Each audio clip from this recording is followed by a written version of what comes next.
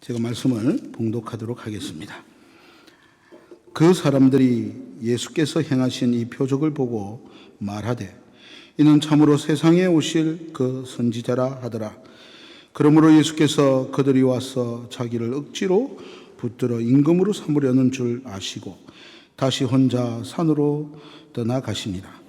저물매 제자들이 바다에 내려가사 배를 타고 바다를 건너 가버나움으로 가는데 이미 어두웠고 예수는 아직 그들에게 오지 아니하셨더니 큰 바람이 불어 파도가 일어났더라. 제자들이 노를 저 10여리쯤 가다가 예수께서 바다 위로 걸어 배에 가까이 오심을 보고 두려워하거늘 이르시되 내니 두려워하지 말라 하신대 이에 기뻐서 배로 영접하니 배는 곧 그들이 가려던 땅에 이르렀더라. 아멘. 할렐루야. 오늘도 계속해서 우리 요한복음의 말씀을 통해 하나님의 은혜를 나누고자 합니다.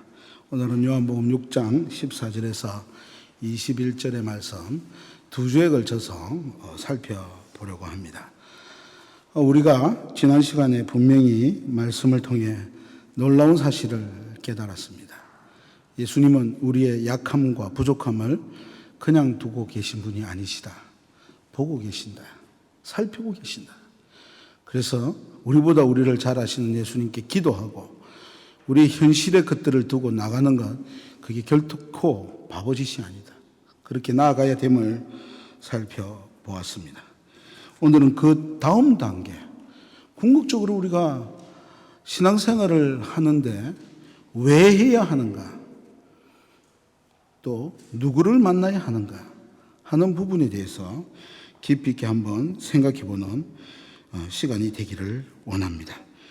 여러분, 지난 시간에 보았던 것처럼 오병이어의 역사를 통해서 물고기 2마리와 보리떡 5개, 물고기 2마리라고 해도 그게 큰 고기가 아니라 아주 작은 고기를 했습니다. 보리떡이라고 하는 것은 정말 이루 말할 수 없을 만큼 정말 부족한 것이죠.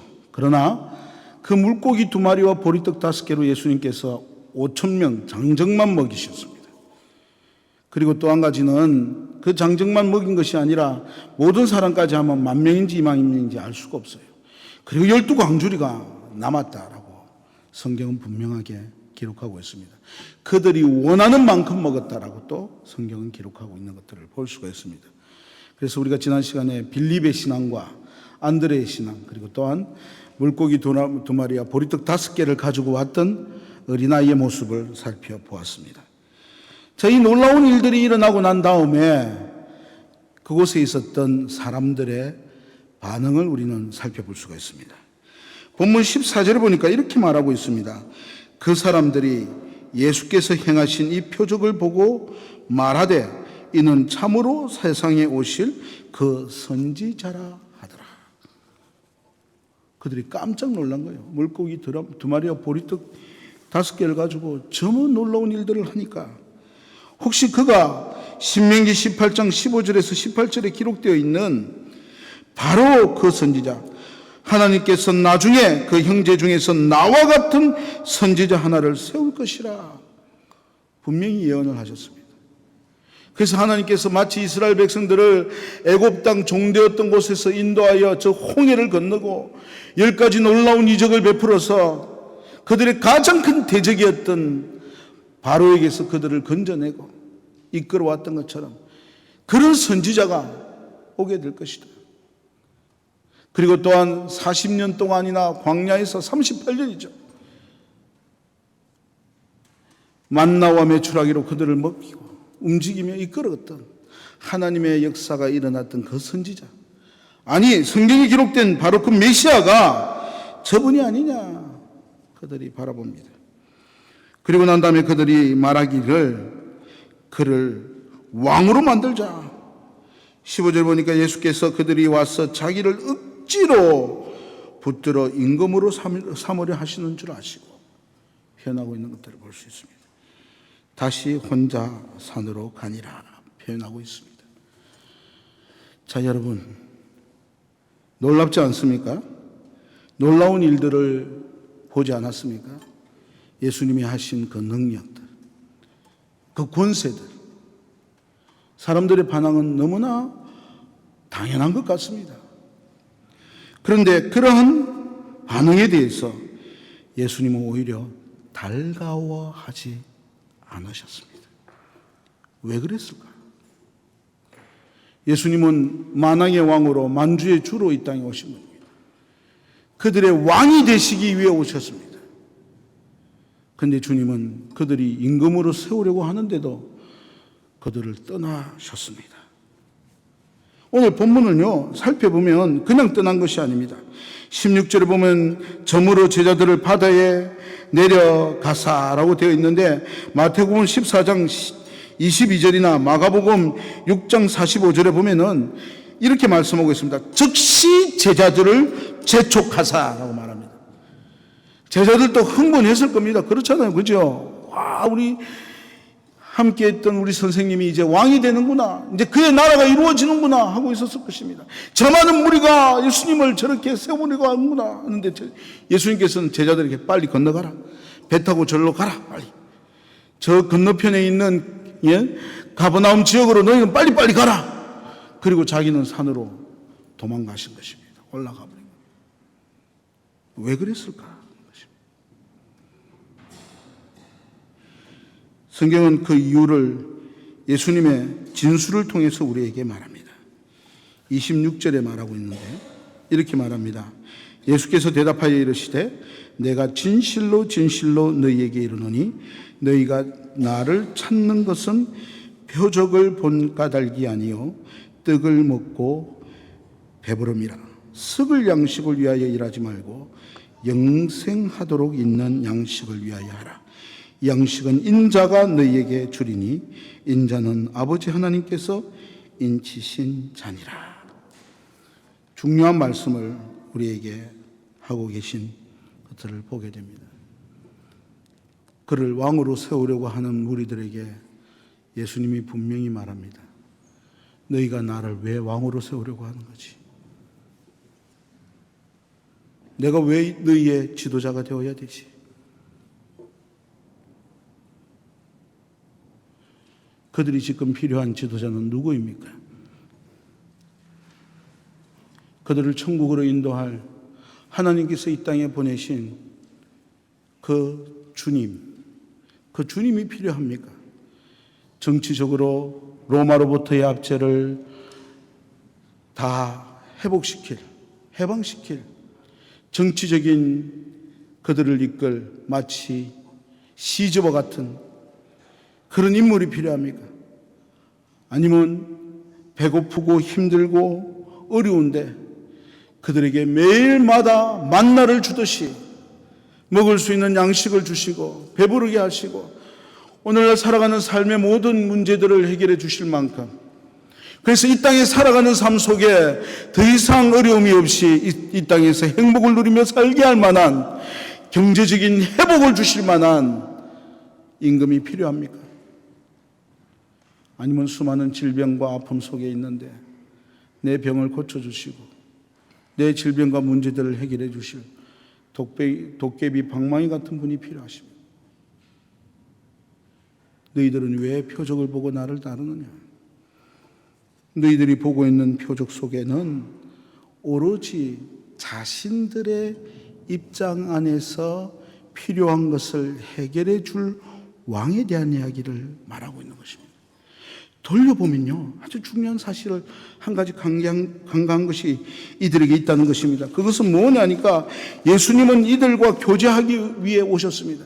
예수님이 그들과 만나기 위해 오셨습니다. 하나님은 그들을 구원하시기 위해 예수님을 이 땅에 보내주셨습니다.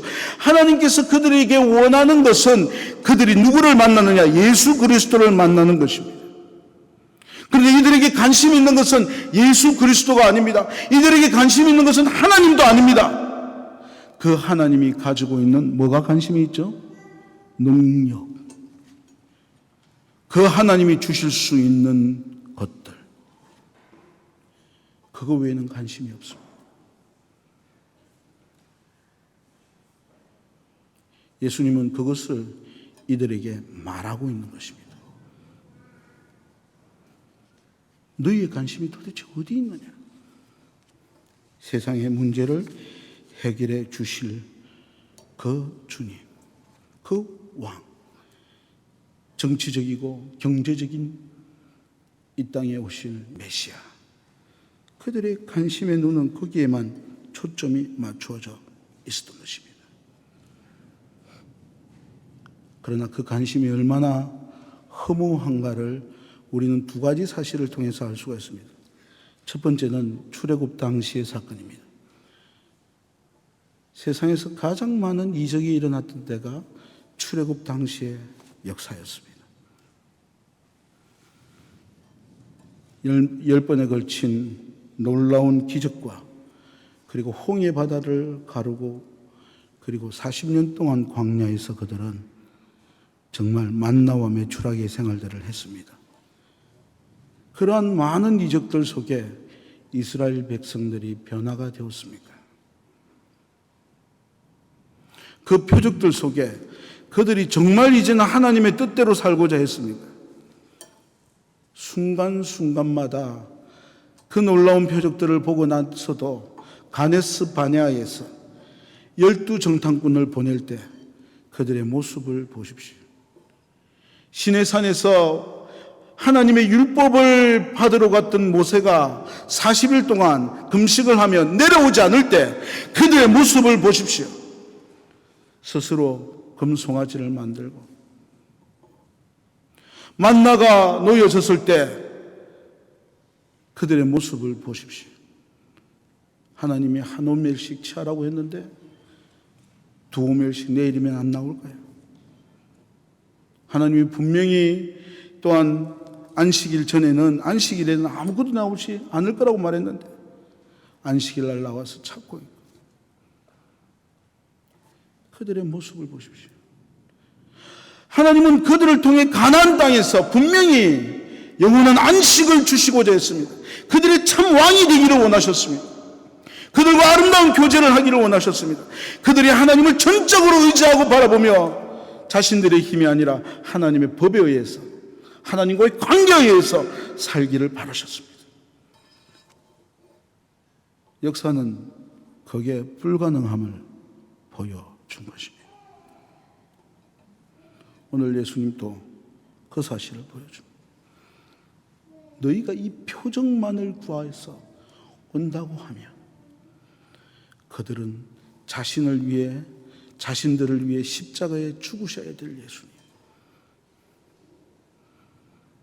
그리고 그들이 만나야 될 진정한 하나님의 사랑의 자리에 설 수 없기 때문입니다. 3번에 걸쳐서 사단이 예수님을 시험할 때 방법과 이들이 예수님을 왕으로 세우려고 하는 방법은 전혀 다른 것이 아닙니다. 그러나 저는 여러분한테 말씀을 통해 나누었습니다. 많은 신학자들이 오늘 이 본문을 보면서 이 두 번째 신학적인 목적과 이유 때문에 오병이어의 기적에 예수님께서 우리의 필요를 모르신다라고 해석합니다. 아니요. 예수님은 우리의 필요를 너무나 잘 아시고요. 우리의 기도에 응답하시고요. 우리의 아픔 가운데 있을 때 주님 앞에 여러분이 정말 간절히 기도하고 구하고 간구하며 여러분의 질병을 낫게 하시는 분이 예수님이십니다. 그러나 여러분 분명히 아십시오. 그것을 통해서 나의 필요가 해결됨으로 끝나는 것이 아닙니다. 왜 수없는 절망의 자리에 서 있는 줄 아십니까? 그것을 통해서 만나야 될 예수를 만나지 못하기 때문에 그런 것입니다. 나사로가 죽은 지 3일 만에 살아났다고 해서 그가 다시 영원히 살 수 있습니까? 아니요. 이 세상에 우리의 문제가 해결됐다고 해서 그 문제로 인해서 우리가 문제없이 인생을 살 수 있습니까? 아니요, 여러분. 주님께 나아갈 때까지 우리 인생에는 수많은 문제가 있습니다. 어려움이 있습니다. 이 땅의 것이 모든 것이 아닙니다, 여러분. 그 많은 이적과 역사들 속에 누구를 만나야 하느냐? 우리의 생사하복을 주장할 뿐만 아니라 우리를 구원하시기를 바라시는 아버지께로 우리가 나아가야 되고, 우리를 위해 십자가에 죽으시고 부활하실 그 예수께로 우리가 나아가야 되고, 그래서 그분을 만나 영생을 소유해야 하는 것입니다. 그 모든 이적을 통해 주님께로 나가지 못한다면 회복된 것이 아무 소용이 없는 것입니다. 마치 마귀가 그 집에 와서 예수님 때문에 떠났다가 깨끗해지니까 그 다음에 더 많은 마귀가 들어와가지고 힘들게 하는 것처럼 그와 같은 것입니다. 오늘 예수님이 말하고자 하는 것이 여기에 있는 것입니다. 그렇게 썩을 양식을 위하여 일하지 말고 영생하도록 하는 양식을 위하여 하라. 이 양식은 인자가 너희에게 주리니 인자는 아버지 하나님께서 인치신 것이다. 이 땅에 오병이어의 기적들을 통해서 너희가 만나야 할 사람은 바로 십자가에 죽으셔야 할 예수님이시다. 다음 시간에 우리가 나눌 거예요. 이 부분을 6월절 사건과 성찬과 연결시켜 해석하는 부분들이 나오니까 사랑하는 여러분, 여러분이 힘들 때 주님 앞에 기도하십시오. 고통스러울 때 주님 앞에 구하십시오. 주님은 우리의 삶을 분명히 잘 아십니다. 도와주십니다. 인도해 주십니다. 지혜가 없는 사람은 지혜를 구하십시오. 정말 먹을 것이 없는 사람은 주님 앞에 구하십시오. 기도하고 나아가십시오. 주님이 필요를 채워주실 것입니다. 그러나 여러분, 그 속에서 꼭 기도하십시오. 주님, 그리 아니하실지라도 나는 영생의 떡이신 예수를 만나고 싶습니다. 이 땅의 것이 아니라 썩어질 것으로 영원한 것을 준비하는 그 주님을 만나고 싶습니다. 이 모든 것을 통해 이 땅의 참 주인이 누구이심을 깨닫게 되고 내 삶의 참 주인이 누구이심을 알게 되고 그 주님과 교제하는 자리에 서기를 원합니다. 인격적으로 당신을 영접하기를 원합니다. 살리는 것은 영이니 육은 무익하니라. 내가 너희에게 이런 말이 영이요 생명이라. 예수께서 이르시되 내가 진실로 너희에게 이르노니 모세가 너희에게 하늘로부터 떡을 준 것이 아니라 내 아버지께서 너희에게 하늘로부터 참떡을 주었느니라. 예수께서 이르시되 나는 생명의 떡이니 내게 오는 자는 결코 줄이지 아니할 터요 나를 믿는 자는 영원히 목마르지 아니하리라. 예수 믿는다고 여러분 세상에서 줄이지 않습니까? 목마르지 않습니까? 아니요. 이 의미를 분명히 하셔야 돼요. 주님이 생명의 떡입니다. 영원한 생명을 누릴 수 있는 그분을 만나야 되는 것입니다. 오늘 이 무리의 가장 큰 문제는 자신의 필요를 채우는 데만 급급해서 주님의 능력은 그들에게 중요했지만 주님은 그들에게 중요하지 않았다는 것입니다. 그래서 이 무리들은 나중에 예수님을 어떻게 합니까? 자신들의 뜻과 생각과 다름으로 말미암아 예수를 십자가에 못 박는데 제일 우선에 서는 사람들이 되었다는 것입니다. 얼마나 큰 불행이 거기에 있습니다. 두 번째로 한번 우리가 살펴보면 좋겠습니다.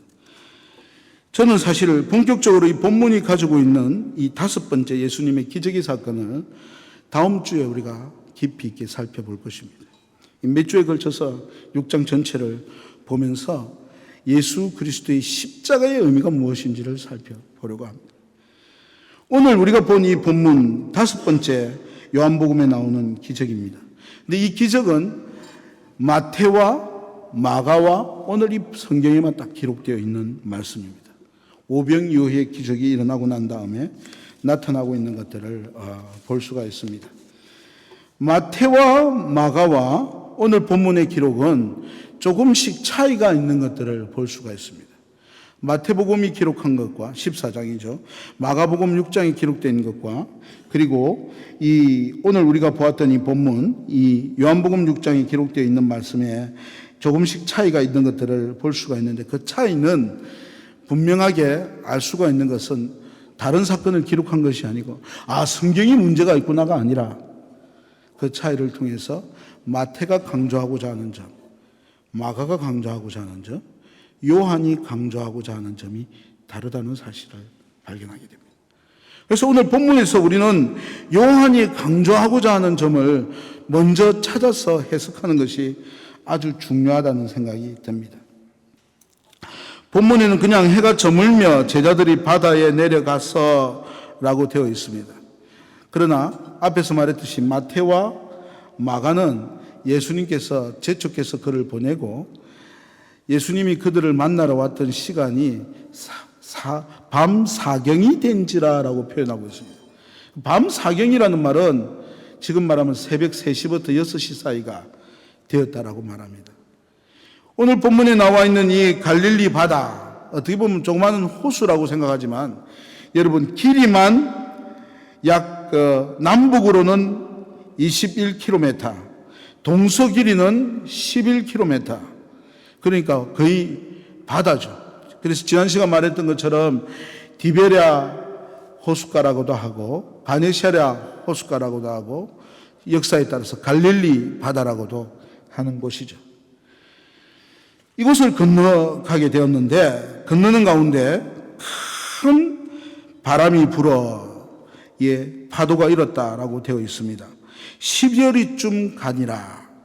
동서로 통과하는 거리가 11km라면 10여리면은 4km 정도 왔다는 말입니다.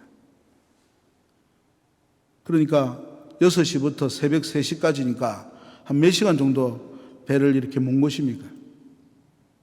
거의 10시간을 배를 몰았는데 어떻게 됐다고요? 4km 정도밖에 못 왔단 말이에요. 그러면 그때 그 태풍과 비바람이 얼마나 컸는가를 우리가 볼 수가 있습니다. 자, 그런데 오늘 본문에 대해서 다른 성경에서 보면은요, 예수님께서 마태복음에는 베드로의 사건도 기록을 하고 있으면서 이렇게 말합니다. 다른 본문에는 그 태풍이 얼마나 무서웠는가에 초점을 맞추어서 이야기하고 있는데 오늘 본문에는 그것에 대한 이야기가 하나도 나와 있지 않습니다. 제자들이 노를 저어 10여리쯤 가다가 예수께서 바다 위로 걸어 배에 가까이 오심을 보고 오히려 예수님 보고 두려워했다고 나와 있고요. 예수님이 내니 두려워하지 말라고 하니까 이에 기뻐서 배로 영접하니. 마태는 뭐라고 합니까? 예수님이면 베드로가 나와가지고 뭐라고 합니까? 당신이 예수님이면 내가 나가서 걷겠나이다. 그렇게 표현하고 있습니다. 그리고 마가에는 가만히 보면요, 이 본문을 살펴보면 얼마나 제자들이 믿음 없는가에 대한 그 모습들에 초점을 맞추고 있습니다. 그런데 오늘 본문에는 21절에 초점을 맞추고 있습니다. 기뻐서 배로 영접하고 배는 곧 그들이 가려던 땅에 이르렀더라라고 표현하고 있습니다. 여기 아주 중요한 초점이 놓여 있습니다. 요한은 계속해서 예수님이 생명의 떡이라는 것을 말씀하고 있죠. 이들이 예수 그리스도가 없을 때에는 풍랑 가운데 낙심하며 절망하며 11km만 지나면 되는 거리를 밤이 새도록 졌는데도, 여러분 오늘 본문을 보면서 아이고 배 젓는 실력이 그랬겠지 그런 생각을 하면 안 됩니다. 여기에 지금 누가 있습니까? 12제자 중에는 이곳에서 오랫동안 어부 생활을 했던 사람들이 대부분입니다. 배하면 일가견이 있습니다. 수없는 이 날씨에 적응했던 사람들입니다. 또한 이 베세다 지역에 살았던 사람이 누구죠? 우리가 앞에서 보았잖아요. 빌립이 있고 안드레가 있고 베드로가 있습니다. 이 지역에 대해서는 누구보다 아는 사람입니다. 그런데 이들이 그 편한 지역이지만 태풍이 불고 폭풍이 서니까 스스로 힘으로 갈 수가 없는 거예요. 그래서 그 10여리만 가다가 멈춰서 어쩔 줄을 모르고 있는 거예요. 죽었구나. 자신들이 늘 다니던 그 자리에서. 근데 예수님께서 그들을 찾아오신 것입니다. 그 밤중에. 본문은 그 예수님을 영접하니까 영접했다고 표현합니다. 배가 가려던 땅에 바로 이르렀다고 말합니다. 여기에 곧이라는 말이 들어가 있는 것들을 볼 수 있습니다. 여기에서 요한은 분명하게 우리에게 한 가지 말하고 있는 것입니다. 인생의 목적, 제가 말하는 이 목적은 여러분이 가지고 있는 꿈이나 목적이 말고 인생의 목적지, 하나님이 우리를 통해서 이루기를 원하는 인생의 목적지는 누구와 함께 서야지 그 자리에 다다를 수 있는가를 말하고자 하는 것이 요한의 아주 중요한 초점이었다는 것입니다. 예수님은 생명의 떡일 뿐만 아니라 예수 그리스도는 우리가 하나님의 뜻, 이 땅에 아무나 그냥 온 사람들은 아무도 없죠. 우리가 이 땅에 와서 이 땅에서 이루고자 하는 일들이 있습니다. 그보다 더 높은 것은 하나님이 우리를 통해 이루시고자 하는 뜻들이 있습니다. 이유가 있습니다. 의미 없이 이 땅에 온 사람들이 없습니다. 제가 여러분한테 분명히 말했습니다. 예수 믿는 사람과 믿지 않는 사람의 차이는 한 가지입니다. 자신의 삶을 우연히 이 땅에서 살고 있다고 생각하는 사람들과 하나님께서 나를 이 땅에 보내셨다라고 믿는 사람 차이입니다. 세상에 우연은 있다 없다?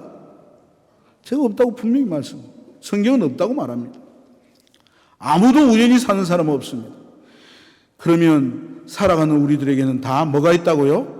이유가 있고 목적이 있다는 이유죠. 그런데 그 모든 이유와 목적에 하나님이 뜻 가운데서 있는데 그렇게 그 목적을 이루려고 하면 우리 인생에 누가 있어야 된다고요?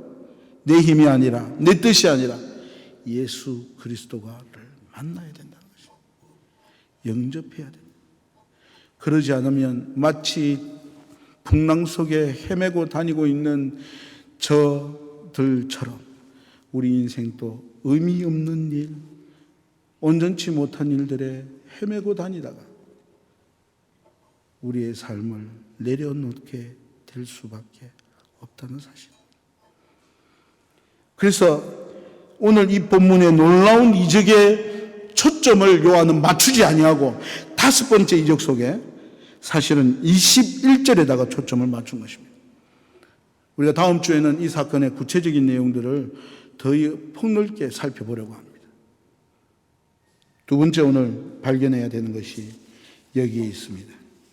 사랑하는 여러분, 오늘 우리가 예수 그리스도 앞에서 영접하는 자, 곧 그 이름을 믿는 자들에게는 하나님의 자녀가 되는 권세를 주셨느니라. 요한복음 1장 12절의 말씀처럼 그 주님을 이들이 영접하고 이들이 그 배에 모시고 난 이후에 이들은 그들이 가려던 땅에 이르렀더라. 우리의 삶도 마찬가지입니다. 우리의 인생의 가장 큰 축복이 무엇에 있습니까? 수많은 사람은 그렇게 말할 겁니다. 훌륭한 부모님 밑에서 태어난 건요. 엄청난 재산을 가지고 있는 건요. 박사학위를 여러 개 잘 받은 건요. 좋은 직장을 가지고 살아가는 거예요. 자식들이 엄친아가 되었어요. 내 말을 잘 듣고 살아가는 거예요. 인생의 낙이 세월이 지나갈수록 이렇게 있는 것이죠. 성경은 분명히 말합니다. 우리가 비록 술을 먹고 담배를 피고 우리를 괴롭히는 부모에게서 태어났다 할지라도, 아니면 부모가 없다 할지라도, 우리가 비록 우리가 꿈꾸었던 것들을 할 수 없어, 돈이 없어서, 아니면 어떤 여러 가지 일들이 우리 안에 생겼기 때문에 못하고 포기하는 자리에 서 있다 할지라도, 때때로 내 자녀들이 속을 썩이고 힘들게 한다 할지라도, 때때로 건강이나 모든 삶의 자리에서 정말 처참한 자리에 있다 할지라도 우리가 가장 행복한 사람인 이유는 바울이 말하는 것처럼 우리가 누구와 함께 하기 때문에, 하나님과 함께 하기 때문에, 예수님이 나의 주님이시기 때문입니다. 여러분 믿습니까? 주님이시기 때문에. 오늘 두 번째 보여주고자 하는 것은 거기에 있습니다. 내 힘과 내 능력이 아니라 주님이 우리를 아버지의 뜻에 합당한 길로 인도하시고 성령이 우리를 붙들어 주시고 역사하여 주시기 때문입니다. 그래서 여러분, 오늘 두 번째 시간 처음으로 우리가 발견한 것처럼 우리는 주님의 능력이나 외적인 권세가 아니라 주님을 만나는 자 복 있는 사람이라 했습니다. 두 번째는 우리의 삶이 정말 성공하는 인생이 되기를 원하십니까? 영생의 삶을 누리고 살기를 원하십니까? 영원한 후회 없는 인생이 되기를 원하십니까? 주님과 동행하는 자가 복 있는 자입니다. 우리 힘으로 되지 않습니다. 마지막으로 주님은 우리에게 한 가지 가르쳐 주신 것이 있습니다. 이 험한 세상을 어떻게 이겨낼 수 있는가 하는 것입니다. 여러분 15절을 한번 같이 읽으십시다. 15절을 같이 읽겠습니다. 시작.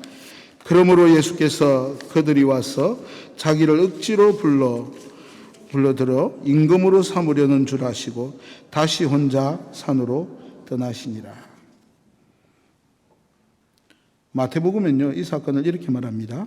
예수께서 즉시 제자들을 재촉하사 자기가 무리를 보내는 동안에 배를 타고 앞서 건너편으로 가게 하시고 무리를 보내신 후에 기도하러 따로 산에 올라가시니라. 저물매 거기 혼자 계시더라.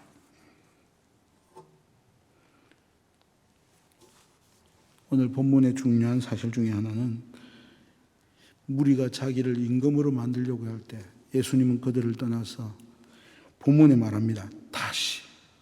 다시라는 말은 늘 습관적으로 주님이 하신 일이 있습니다. 혼자 어디로 갔다고요? 산으로 갔다는 것입니다. 산으로 갔다는 말은 두 가지 의미를 가지고 있죠. 하나는 뭡니까? 일상의 사람들과 서로 구별된, 그리고 산으로 갔다는 말은 주님과의 단독의 시간을 가지고 기도하기 위해 가셨다는 것입니다.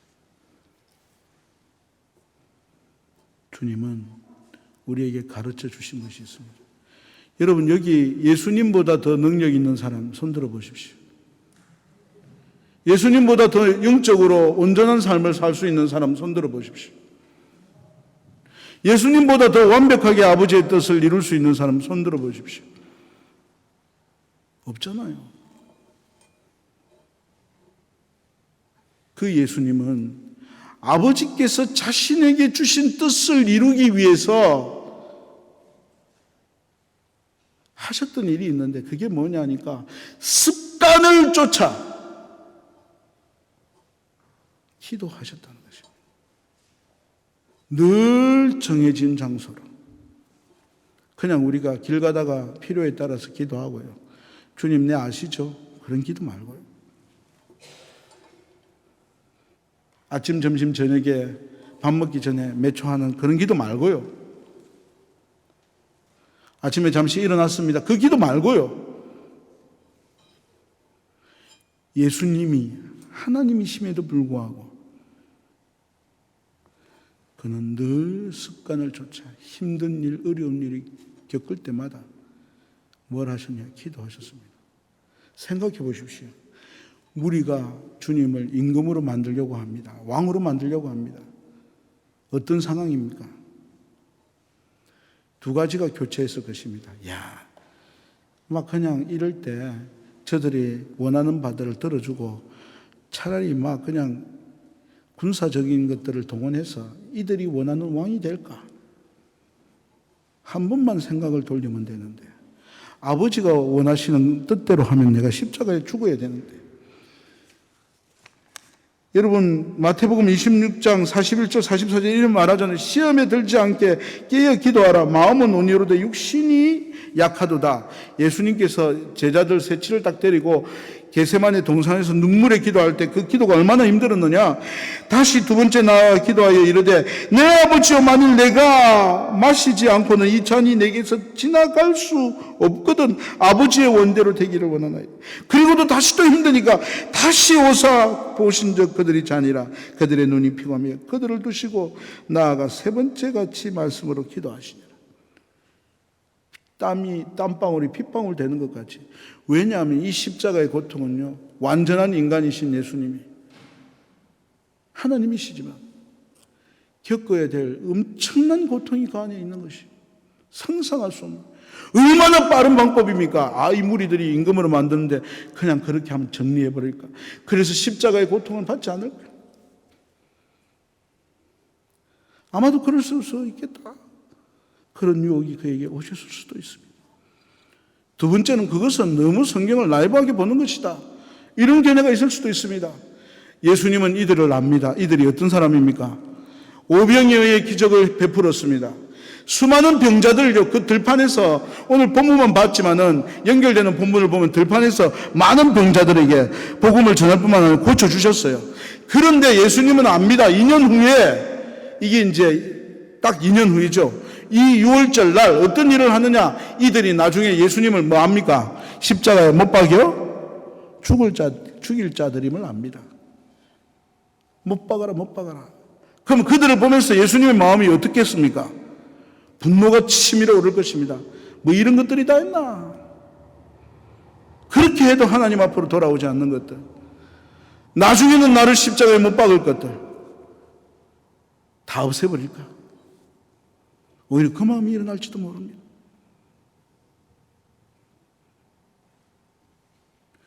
그러나 주님은 그 모든 순간 속에 죽기까지 아버지의 뜻을 순종하셨습니다. 뭘 통해서요? 기도를 통해서 말입니다. 하물며 우리는 어떻습니까? 사랑하는 여러분, 하나님의 뜻을 이루고 살기를 원하십니까? 주의 선하심을 이루어가며 우리가 주의 역사들 나타내기를 원하십니까? 단 한 가지 방법밖에 없습니다. 하나님 앞에 나오셔야 됩니다. 토요 새벽 기도회 뿐만 아니라 여러분 하루하루 시간을 정해나누고 습관을 따라, 오늘 본문을 보세요. 다시 혼자 산으로 떠나가시니라 다 나와 있잖아요. 매일 우리 스카이프 하는 이유도 거기에 있고요. 토요 새벽 기도회를 하는 이유도 거기에 있습니다. 매일 습관을 쫓아 주님과 만나는 시간을 가지지 않고는 우리의 인생이 하나님의 선한 뜻을 이루는 성공의 삶을 살 수 있다고 그렇게 감히 하나님보다 능력 있는 것처럼 자만하지 마십시오. 예수님보다도 능력 있는 것처럼 자만하지 마십시오. 우리의 삶이 왜 이렇게 뒤틀어지고 있고 우리 자신들이 이렇는가? 저나 우리 모두들 딱 깨놓고 솔직하게 손을 들고 바라봐야 됩니다. 우리가 주님께 나아가는 시간이 없기 때문입니다. 하루에 몇 초, 1분 이상도 기도하지 않고 살아가면서 주의 긍휼을 바랍니다. 오늘 우리는 세 가지를 보았습니다. 여러분, 정말 주님 앞에 나가십시오. 여러분의 필요를 주님은 아십니다. 여러분의 필요를 채워줄 수 있는 능력은 주님이 가지고 계십니다. 주님 앞에 나가십시오. 그러나 덧붙여 기도하십시오. 주님이 필요를 넘어서서 주님을 만나게 해달라고, 주님과 교제하게 해달라고, 썩을 것으로 심어 영원한 것으로 다시 살듯이 외적인 것에서부터 본질적인 주님을 만날 수 있는 자리까지 가게, 이제 모든 것이 없어도 나는 주만으로 기뻐합니다, 살았던 바울의 삶을 살 수 있게 해달라고. 두 번째로 분명히 기도하십시오. 주님, 동행케 해달라고. 내 혼자의 걸음이 아니라 주님과 동행함으로 아버지의 뜻을 이루는 인생 살게 해달라. 그러기에 여러분 매일마다 결심하십시오. 시간을 정해놔놓고 예수께 나가시고 아버지 앞에 나아가서 사생결단하듯 기도하십시오. 주님이 우리에게 가르친 유일한 비결, 기도 외에는 다른 유가 없느니라. 기도가 힘이고 기도가 능력이고 기도가 우리를 변화시켜 놓는 주님이 주신 무기임을 분명히 기억하십시오. 그래서 정말 복음의 자리에서는 복 있는 믿음의 백성들 되기를 주의 이름으로 축원합니다.